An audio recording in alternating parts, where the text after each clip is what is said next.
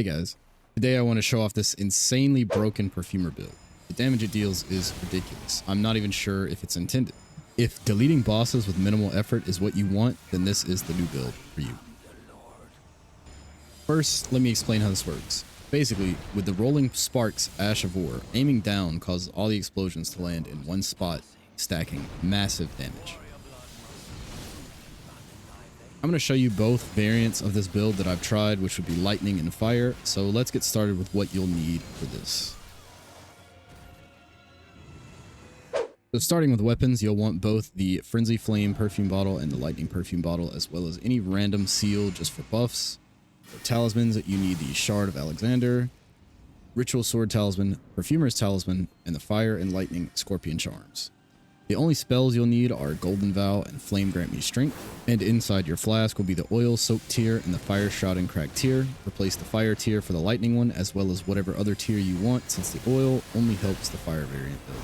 And finally, the most important part of the build is the Rolling Sparks Ash of War. The Lightning Perfume bottle can be found northeast of the Cerulean Coast, site of Grace. It's just up ahead on a corpse in the water.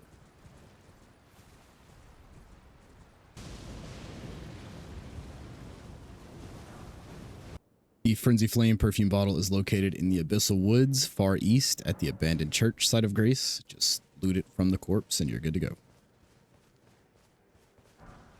For Shard of Alexander, you will have to complete his quest, so exhaust his dialogue here after defeating Radon. The next step is to go to Seethwater Terminus site of Grace and head towards the lava and defeat the magma worm, then exhaust his dialogue again here.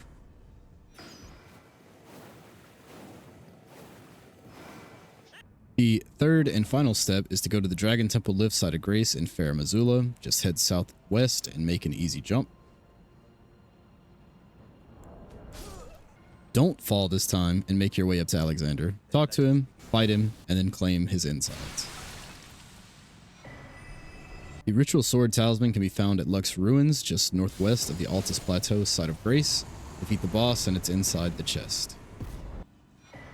The Perfumer's Talisman can be found in a chest at Perfumer's Ruins, just northwest of the abandoned coffin site of Grace. The Fire Scorpion Charm can be found on the ramparts of Fort Lade in Mount Gelmir. Just make a quick jump over this wall and your reward is laying right in front of you. The Lightning Scorpion Charm can be found inside the Windham Catacombs in Mount Gelmir. Just use a stone sword key to clear the fog and it's right behind the coffin. Golden Vow can be found at the Corpse Stench Shack in northern Mount Gelmir.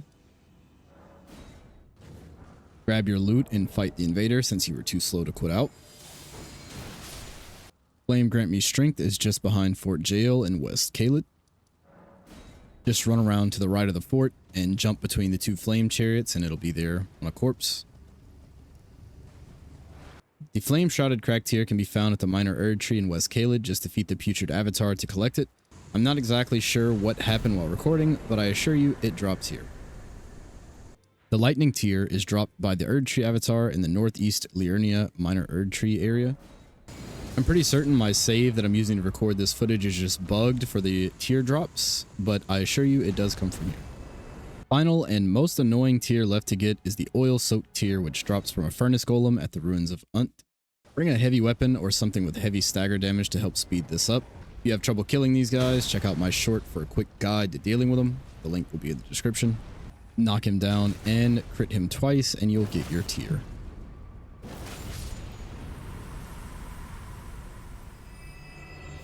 And finally, the Rolling Spark Ash of War can be located just south of the Shadowkeep main gate site of Grace at the top of this small camp, and it's dropped by an exploding scarab.